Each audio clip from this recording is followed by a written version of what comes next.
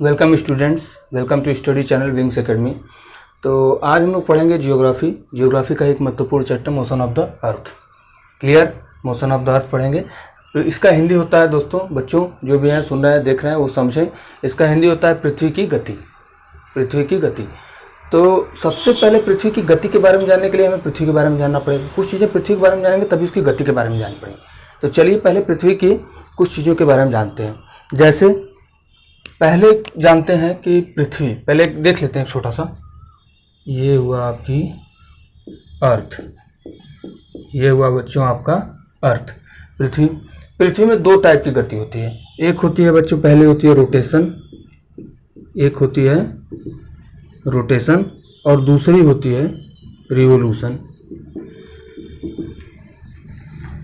Rotation और revolution, ये दो प्रकार की गतियां ही पृथ्वी में होती हैं। आप इसका ध्यान रखिएगा, एकदम क्लियर। और देखते हैं चलिए कि रोटेशन क्या है और रिवोल्यूशन क्या है। तो रोटेशन को बच्चों हम लोग कहते हैं, रोटेशन अगर हम कहेंगे, ऐसे लिख देते हैं रोटेशन, तो इसको हम कहते हैं दैनिक गति। इसको क्या कहते हैं? दैनिक गति या घूर्णन गति भी कहीं कहीं आप कह सकते हैं। हिंदी समझने के लिए समझिए, इसको कहते हैं घूर्णन गति या दैनिक गति, रोटेशन, और इंग्लिश में रोटेशन। तो यहाँ लिखिएगा कि रोटेशन को दैनिक गति, घूर्णन गति। अब रोटेशन का काम क्या है? हम बच्चों अगर आप पिछली वीडियो हमारे देखेंगे तो उसमें थोड़ा बहुत आपको रोटेशन और रिवोल्यूशन भी बताए थे। तो रोटेशन क्या होता है? आपका रोटेशन जो होता है causes day and night. Rotation causes day and night.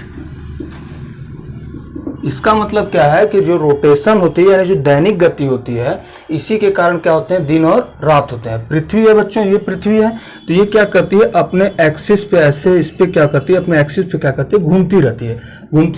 ये जो घूमने की प्रक्रिया ना, ऐसे ऐसे घूम रही है पृथ्वी, यही क्या करती है? दिन और रात पैदा करती है। Rotation of the earth causes day and night. तो चलिए आगे देखते हैं रिवोल्यूशन क्या है। अब बच्चों अगर लिखेंगे यहाँ पे हम रिवोल्यूशन के बारे में भी, तो रिवोल्यूशन लिख लेते हैं।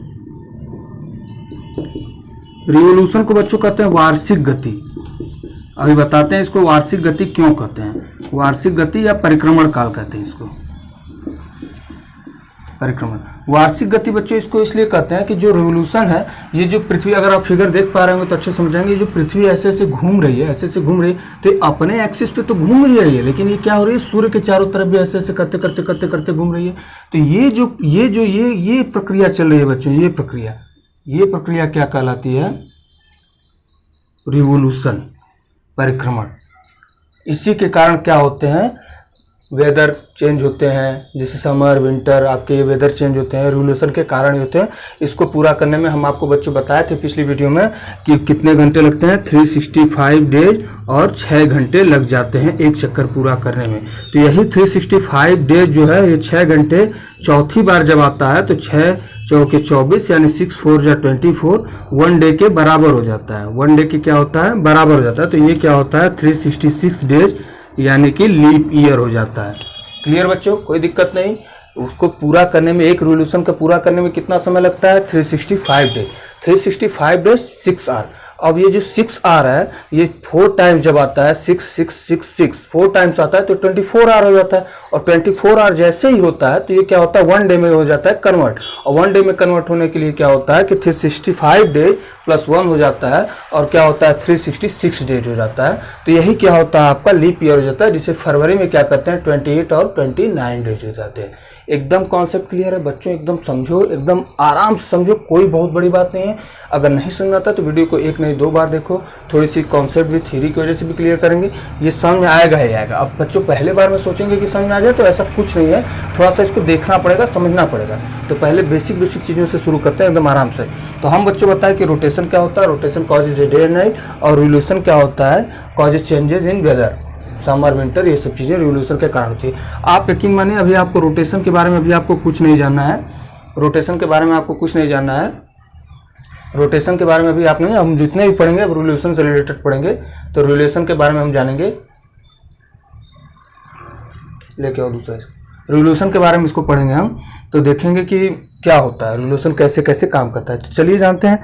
तो अब आप एक चीज़ बच्चों आपको बता दो, चूंकि हम रिवोल्यूशन पढ़ने वाले हैं तो थोड़ा सा कुछ और भी जानते हैं पृथ्वी के बारे में। जो आप बच्चों अगर जानते होंगे तो आपको पता होगा कि जो पृथ्वी है वो 23.5 अंश क्या है? अपने एक्सिस पे झुकी हुई है। 23.5 अंश अपने एक्सिस पे क्या है झुकी है। आप फिगर में भी बच्चों देख सकते हैं कि थोड़ा सा हम क्या किया है, पृथ्वी को कैसे बनाया है, वो कैसे बनाया है, थोड़ी सी झुकी हुई बनाया है। अपने एक्सिस पे क्या है 23.5 अंश झुकी हुई है।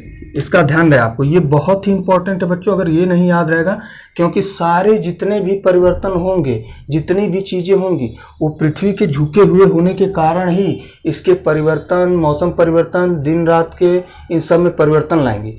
यही आपको समझाएंगे। तो ये जरूर याद रखिएगा कि 23.5 अंश झुकी होंगी। अब बच्चों एक चीज़ और देखते हैं कि जो अर्थ है ये अगर यहाँ 23.5 अंश झुका हुआ, मान लीजिए इसको हम ऐसे कर देते हैं, डिवाइड करते हैं। आप ये जानते हैं कि ये 90 डिग्री का एंगल होता है हमारा, अगर हम इसको बेस मानते हैं तो ये, अगर इसको बेस माने तो ये हमारा 90 डिग्री का एंगल होता है। ठीक है, देख पा रहे हैं बच्चों, तो समझिएगा स्पष्ट रूप से।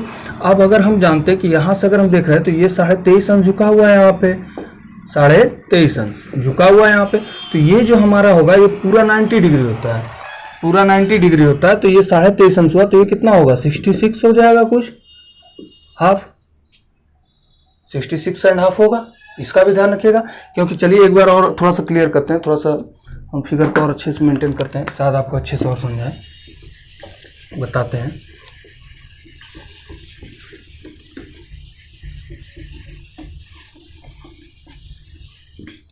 ये हुआ बच्चों आपका अर्थ, ये हुआ ऐसे। इसको अगर हम बेस मानते हैं तो क्या होगा कि आप जानते हैं कि अगर इसको हम बेस मानेंगे तो अगर ये मान लीजिए एक लाइन हम खींचते हैं तो ये आप जानते हैं कि ये क्या है 23.5 अंश हुआ है, झुका हुआ है।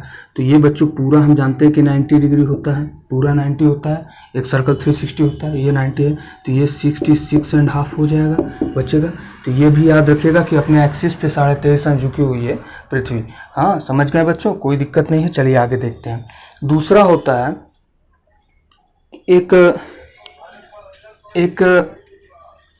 एक पृथ्वी पे जैसे दिन, बच्चों चूंकि पृथ्वी राउंड है, तो आप अगर पृथ्वी कोई टॉर्च लेके अगर देखेंगे ऐसे, ये मान लीजिए टॉर्च हो गया, ये कहीं से लाइट आ रही है और किसी राउंड ऑब्जेक्ट मारे, तो आप देखेंगे कि ये आधे पे ही मारेगी, आधे पे तो अंधेरा हो जाएगा, रोशनी आएगी नहीं, इस तरफ अंधेरा हो जाएगा या तो इस तरफ उजाला रहेगा। अब घूमेगी तो उस तरफ अंधेरा और इस तरफ उजाला हो जाएगा।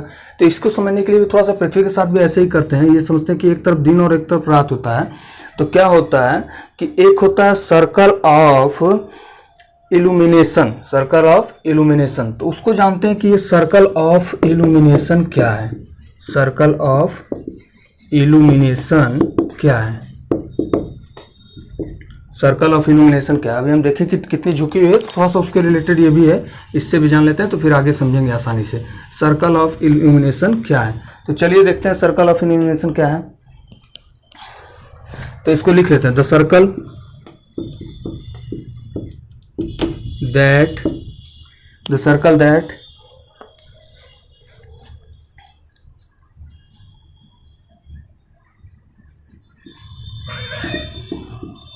circle that divides the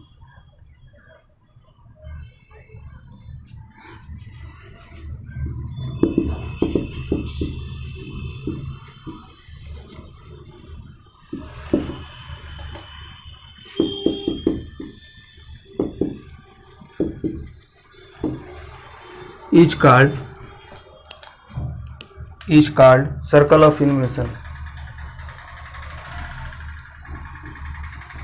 या ऐसे भी लिख सकते हैं, the circle that divides the day from night on the globe is called circle of illumination. ये याद रखिएगा बच्चों, थोड़ी बहुत छोटी छोटी चीजें हैं, कहीं कहीं पूछ देता है कि सर्कल ऑफ इल्यूमिनेशन क्या है, तो आप आराम से इसको लिख सकते हैं, the circle that divide the day from night on the globe is called the circle of illumination. ये हो गया बच्चों, क्लियर है। चलिए अब देखते हैं आगे। तो बच्चों अब एक चीज आप जानते हैं कि जो ये पृथ्वी की, ये जो पृथ्वी रिवोल्यूशन करता है, ये रिवोल्यूशन की जो प्रक्रिया है पृथ्वी की, ये क्या करता है, ये किसी न किसी पथ पे ही करता होगा। अगर ये पथ पे करता है तो ये जो पथ होता है इसको हम लोग क्या कहते हैं, ऑर्बिट कहते हैं। इस पथ को क्या कहते हैं बच्चों, ऑर्बिट कहते हैं। तो ये जो ऑर्बिट होता है, जो पृथ्वी की प्रक्रिया होती है, ये राउंड करने की प्रक्रिया, जो पृथ्वी की ये चक्कर लगाने की शुरू की प्रक्रिया होती है, ये उतनी सरल नहीं है जितनी आप समझ रहे हैं। ये थोड़ी सी क्या है, अंडाकार है, अंडाकार कहेंगे, एलिप्टिकल ऑर्बिट कहेंगे इसको, एक तरह से ऐसे कर सकते हैं, इंग्लिश में अगर बोलेंगे तो एलिप्टिकल ऑर्बिट कहेंगे। अंडाकार है, यानी ये अंडाकार है, देखिए पूरा सर्कल नहीं है एकदम राउंड, ये अंडाकार है। तो ये जो अंडाकार है इसके वजह से क्या होता है कि पृथ्वी पे कई तरह की क्रियाएं जो हैं वो अजीब और थोड़ी सी, अजीब नहीं कहेंगे, थोड़ी बदल के होती रहती हैं। तो इसमें कुछ 4 चीज़ें कुछ मुख्य बच्चे जो कि हम यहाँ पे लगा दिए हैं, ये आपको हम वीडियो में भी बताएंगे कि इसको क्या क्या कैसे कैसे क्यों होते हैं। इस अंडाकार पथ की वजह से पृथ्वी के क्रियाओं में क्या होती है, परिवर्तन होती रहती है। तो चलिए देखते हैं। तो आप ये याद रखिएगा कि इसको ऑर्बिट कहते हैं, और पृथ्वी की क्या है रिवोल्यूशन के ऑर्बिट जो प्लेन है, ऑर्बिट प्लेन है, वो एलिप्टिकल ऑर्बिट है। ये ध्यान रखिएगा कि अंडाकार, दीर्घ वृत्ताकार भी कह सकते हैं, अंडाकार भी कह सकते हैं, उसमें ये क्या करती है, पृथ्वी रिवोल्यूशन करती रहती है। चलिए अब आगे देखते हैं। तो ये क्या होता है बच्चों, जब अंडाकार है तो एक समय ऐसा आता है कि जो पृथ्वी है वो क्या होती है, सूर्य से एकदम निकट हो जाती है, और एक समय ऐसा होता है जब पृथ्वी सूर्य से क्या होती है, एकदम दूर हो जाती है।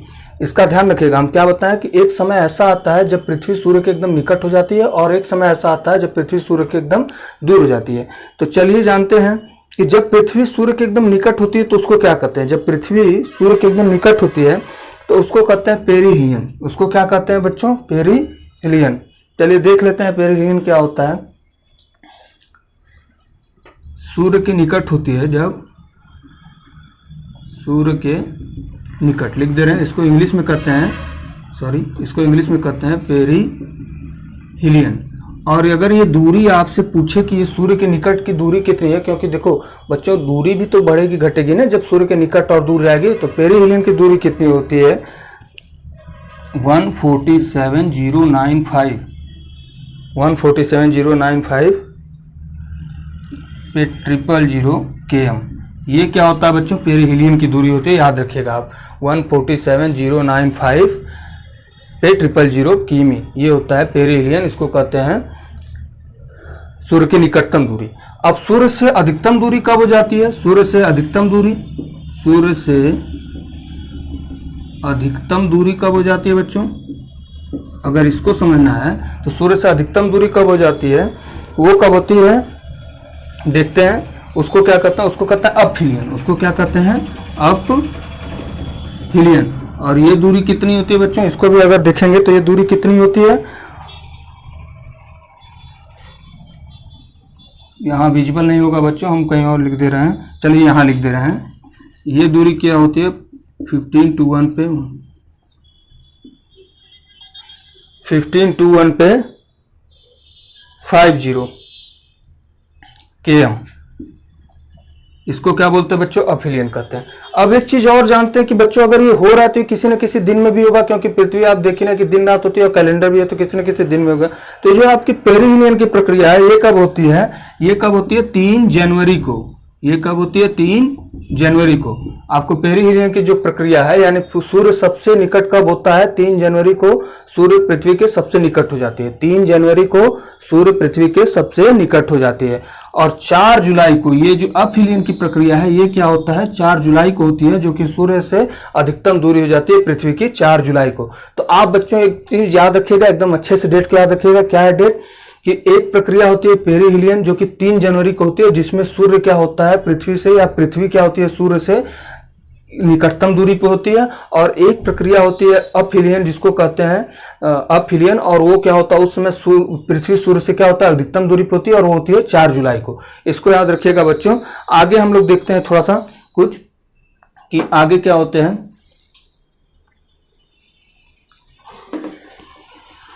अब चूंकि पृथ्वी क्या है बच्चों 23.5 अंश झुकी हुई है, हम बताए थे, तो पृथ्वी पे क्या होता है दिन और रात छोटे बड़े हो जाते हैं, क्योंकि 23.5 अंश झुकी हुई तो पृथ्वी तो एकदम ऐसे है नहीं कि एकदम सीधे सीधे लाइट पड़ी तो दिन और रात बराबर होंगे। अगर पृथ्वी थोड़ी सी झुकी हुई है तो उस पर दिन रात भी क्या होंगे, थोड़े थोड़े ऊपर नीचे होंगे। तो आप बच्चों याद रखिएगा कि क्या होता है। अब बच्चों आते हैं थोड़ा सा इस फिगर को समझते हैं। थोड़ा मैं इरेज कर देता हूँ इधर ताकि आपको ये फिगर अच्छे से समझ में आए। अब जो समझना है इस फिगर से थोड़ा वो समझेंगे। ये चीज़ें आप याद रखिएगा, पेरिहिलियन अपहिलियन क्या है, ये सब चीज़ें याद रखिएगा। ये कभी कभी पूछ देता है एग्जाम में, तो आप उसके लिए याद रखिएगा कि 3 जनवरी और 4 जुलाई को होता है, ये याद रखिएगा बच्चों। चलिए बच्चों देखते हैं, थोड़ा सा फिगर से समझते हैं। क्या होता है बच्चों की देखिए 23.5 अंश झुकी हुई है पृथ्वी, तो झुकी हुई पृथ्वी ऐसे आ रही है, ऐसे आ रही है, ऐसे आ रही है। तो 21 जून को क्या होता है, इसको बच्चों ये देखिए मैं यहाँ पे नॉर्थ पोल और साउथ पोल लिख दिया हूँ, यहाँ भी लिख देता हूँ SP और NP, ताकि आपको कोई कंफ्यूजन ना हो। तो क्या होता है बच्चों की जब पृथ्वी घूम के आती है सूर्य के ऐसे ऐसे ऐसे घूम के आ रही है, तो एक समय क्या होता है कि 23.5 अंश झुकी हुई है, तो नॉर्थ पोल पे क्या होती है, सूर्य की रोशनी पड़ती है, एकदम इस हिस्से पे सूर्य की रोशनी अच्छे से पड़ती है। तो यहाँ क्या होता है, summer in the northern hemisphere, यानी कि हमारे उत्तरी गोलार्ध में क्या होता है, गर्मी हो जाती है, और उस दिन में क्या होता है कि दिन बड़ा और रात छोटी हो जाती है, दिन बड़ा और रात छोटी हो जाती है। इसका ध्यान रखिएगा, उत्तरी गोलार्ध में दिन बड़ा और रात छोटी है, क्योंकि बच्चों कॉमन सेंस की तरफ भी अगर समझेंगे कि सूर्य की रोशनी इस पर सीधे पड़ रही है, तो इसमें क्या होगा कि दिन बड़ा ही हो जाएगा और रात क्या होगी, छोटी हो जाएगी, क्योंकि सूर्य की रोशनी नॉर्थ पोल पे ज्यादा पड़ रही है, सीधे सीधे पड़ रही है। तो यहाँ पे क्या होगा, दिन बड़ा और रात छोटी जाएगी। और ये प्रक्रिया कब होती है, 21 जून को। ये डेट याद रखिएगा कि 21 जून को क्या होता है, उत्तरी गोलार्ध में यानी कि नॉर्दर्न हेमिस्फीयर में क्या होता है, 21 जून को दिन बड़ा और रात छोटी है। और ठीक कंडीशन आती है बच्चों, ठीक ये कंडीशन जब पृथ्वी रोटेट करते करते जाती है आगे, तो फिर क्या होता है, यही चीज उत्तरी गोलार्ध में क्या होता है, यही चीजें अगर आप देखेंगे तो उत्तरी गोलार्ध में हमारे NP लिख दे रहे हैं बच्चों, NP और SP, यही हमारे उत्तरी गोलार्ध में क्या होता है बच्चों, उल्टा हो जाता है। उत्तरी गोलार्ध में क्या होता है, उल्टा हो जाता है। 22 दिसंबर को ये तारीख है। इसमें क्या होता है कि अब सूर्य की रोशनी जो है, ये हिस्सा बच्चों झुका हुआ, देखो पृथ्वी ऐसे झुकी तो पृथ्वी अपना झुकना तो नहीं बदलेगी, ये हिस्सा झुका था तो इधर नॉर्थ पोल सूर्य के पास था। अब चूंकि इधर क्या है, ये नॉर्थ पोल झुके हुए उधर चला गया, तो ये सूर्य से दूर हो गया और क्या हुआ, साउथ पोल सूर्य के पास आ गया। ऐसे समझ जाओ मोटी मोटा भाषा में, सूर्य के पास आ गया। तो इस पे क्या हुआ, इस पे जब रोशनी पड़ रही है, तो अब साउथ पोल में क्या होगा बच्चों, गर्मी होने लगेगी, और नॉर्दर्न पोल में क्या होगा बच्चों, ठंडी होने लगेगी। यानी कि यहां पे भी क्या होता है, दिन बड़ा और रात छोटा हो जाएगा। लेकिन यहां पे क्या होगा, साउथ में, यानी इसको आप अगर बोलेंगे तो इसको क्या बोलेंगे, दक्षिणी गोलार्ध में। तो पहले बच्चों आप फिर से इसको एक बार समझ लेते हैं, ताकि कोई आपको दिक्कत ना हो समझने में, क्योंकि हो सकता है थोड़ी बहुत दिक्कतें हो गई हो। तो पहले हम देखते हैं बच्चों कि 23.5 अंश झुकी है। तो क्या हुआ कि सूर्य 21 जून की जो डेट है, घूमते घूमते 21 जून को जब सूर्य के सामने पृथ्वी आती है, तो क्या होता है कि उत्तरी गोलार्ध में हमारे क्या होता है, दिन बड़ा और रात छोटा हो जाता है। उत्तरी गोलार्ध में दिन बड़ा और रात छोटा हो जाता है। अब सेम पृथ्वी क्या होती है, घूम के जब वापस जाती है, तो क्या होता है कि सेम प्रक्रिया होती है, लेकिन वो दक्षिणी गोलार्ध में हो जाता है। वो क्या होता है, आपका दक्षिणी गोलार्ध में क्या होता है, दिन बड़ा और रात छोटा हो जाता है। तो आपको कंफ्यूज होने की जरूरत नहीं है कि हम क्या बोल रहे हैं, कैसे बोल रहे हैं। थोड़ा सा उसको एक आध दो बार ध्यान से सुनिएगा। हम क्या बोल रहे हैं कि पहले क्या होती है बच्चों कि उत्तरी गोलार्ध में क्या होता है, दिन बड़ा और रात छोटा हो जाता है। सबसे पहले याद रखिएगा, उत्तरी गोलार्ध में दिन बड़ा और रात छोटा हो जाता है। और वो प्रक्रिया कब होती है, 21 जून को होती है। और सेम प्रक्रिया क्या होती है, 22 दिसंबर को होती है। क्या होती है, साउथ यानी कि दक्षिणी गोलार्ध में क्या होता है, दिन बड़ा और रात छोटा हो जाता है। एकदम याद रखिएगा इसको, एकदम कोई दिक्कत नहीं होगा, एकदम आसानी समझ में आ जाएगा। ये समझ में आएगा। अब एक प्रक्रिया ऐसी आती है बच्चों की, ये तो झुकी हुई पृथ्वी हो गई, ये तो झुकी हुई थी। एक प्रक्रिया ऐसी होती है जिसको बोलते हैं हम लोग, जिसको बोलते हैं इक्विनॉक्स, विषुव प्रक्रिया। जो क्या होता है, इस पे जब ये पृथ्वी की जो विषुवत रेखा है, अभी बच्चों में बताए थे, समझाए थे, तो ये सॉरी अगर नहीं बताया तो फिर से देख लीजिए। जो विषुवत रेखा है, ये हमारी क्या होती है, पृथ्वी पे सूर्य की रोशनी क्या है, इस पे डायरेक्ट पड़ती है, एकदम सीधे सीधे पड़ती है। तो उस समय क्या होता है बच्चों कि उस समय दिन और रात दोनों बराबर हो जाते हैं, क्योंकि पृथ्वी का झुकना ऐसे है। तो जब भी इफेक्ट करेगा बच्चों सूर्य को, तो ये चीजें इफेक्ट करेंगी, ये चीजें इफेक्ट करेंगी, ये चीजें आपको कभी जल्दी इफेक्ट नहीं करेंगी। इसका थोड़ा सा ध्यान रखिएगा। इतना नहीं है लेकिन इफेक्ट करेंगी, लेकिन उतना नहीं करेंगी जितना ये झुकाव इफेक्ट करेगा। तो ये क्या होता है कि बच्चों ये पृथ्वी आप देख रहे हैं ऐसे झुके, तो इस चीज पे जो होता है, यहाँ पे जो विषुवत रेखा है, इस पे सूर्य की रोशनी क्या होती है, डायरेक्ट एकदम पड़ती है। तो वहां क्या होते हैं, दिन और रात बराबर होते हैं। तो इसको ऐसे मत समझिएगा, एकदम क्लियर समझिएगा कि पहले एक को समझिए, अगला अपने आप सुनिए। चूंकि बच्चों ये अंडाकार में है, तो हर प्रक्रिया 2 बार होंगी, इसका ध्यान रखिएगा। हर प्रक्रियाएं 2 बार होंगी। तो हम क्या समझते हैं कि ये क्या है, अगर विषुवत रेखा पे सूर्य की रोशनी डायरेक्ट पड़ रही है उस समय, तो ये 0 डिग्री रेखा हमारी विषुवत रेखा, इस पे सूर्य की रोशनी डायरेक्ट पड़ रही है। तो क्या होगा कि इस समय क्या होगा कि एक तरफ पूरा दिन और पूरे रात बराबर होंगे। और ये प्रक्रिया कब होती है, 21 मार्च को पहले होती है। और ठीक यही प्रक्रिया क्या होती है, 23 सितंबर को होती है। 23 सितंबर को होती है। इसको याद रखिएगा कि यही प्रक्रिया ठीक क्या होती है, 23 सितंबर को होती है, जब भी इस समय भी सूर्य की रोशनी इस पे विषुवत रेखा पे पड़ती है सीधे सीधे, तो एक तरफ दिन और एक तरफ रात दोनों क्या होते हैं, बराबर बराबर होते हैं। इसको याद रखिएगा बच्चों, क्या बताया है कि विषुवत रेखा पर जब सूर्य की रोशनी डायरेक्ट पड़ती है तो क्या होते हैं कि उस पर उस समय दिन और रात क्या होते हैं, उसके मान बराबर होते हैं। यह प्रक्रिया एक बार 21 मार्च को होती है और दूसरी बार कब होती है, 23 सितंबर को। ये डेट याद रखिएगा कि ऐसा पूछ देता है बच्चों एग्जाम में कि कभी कभी कि वह प्रक्रिया, वह दिन बताइए, जिस वह तारीख बताइए कि कब दिन और रात बराबर होते हैं। तो आप 21 मार्च अगर है ऑप्शन तो 21 मार्च है, और 23 सितंबर है तो 23 सितंबर। तो अगर आपसे पूछे कि इक्विनॉक्स क्या होता है, तो बच्चों कभी कभी ये भी पूछता है कि ये कौन सी क्रिया है, ये क्या कहलाती है। इसको हिंदी में विषुव कहते हैं, लिख लेते हैं, हिंदी में विषुव कहते हैं। ये क्या प्रक्रिया है, तो आप इसके लिए कह सकते हैं कि इक्विनॉक्स वो प्रक्रिया है जब क्या होता है, पृथ्वी पे दिन और रात क्या हो, दोनों बराबर होते हैं। पृथ्वी पे दिन और रात क्या होते हैं, बराबर होते हैं, एकदम बराबर, 12 बराबर होते हैं। इसको याद रखिएगा बच्चों। चलिए, ये जान गए हम लोग कि पृथ्वी में दिन और रात बराबर कैसे होते हैं। और कुछ चीज़ें जो नहीं समझ में आएंगी आप कमेंट सेक्शन में जाकर बताइए, हम फिर से कोशिश करेंगे कि नेक्स्ट वीडियो में उसको अच्छे से एक्सप्लेन करेंगे। हमको नहीं लग रहा है दोस्तों कोई क्लियर होगा, बच्चों कोई दिक्कत होगी, कोई भी दिक्कत होगी बच्चों, उसको हम लोग क्लियर कर लेंगे नेक्स्ट वीडियो में, कोई दिक्कत नहीं होगी। आप थोड़ी सी क्या है कि आप नोट्स वगैरह भी पढ़ेंगे तो आपको ज़्यादा क्लियर होगा, इससे तो ठीक है, लेकिन नोट्स वगैरह पढ़ेंगे तो वो ज़्यादा क्लियर करेगा। आप लोग बस इन सब चीज़ों पर ध्यान रखिएगा और डेट पर भी ध्यान रखिएगा। चलिए, मिलते हैं आपसे नेक्स्ट वीडियो में। जैसा होता है आप कमेंट सेक्शन में बताइए। All the best.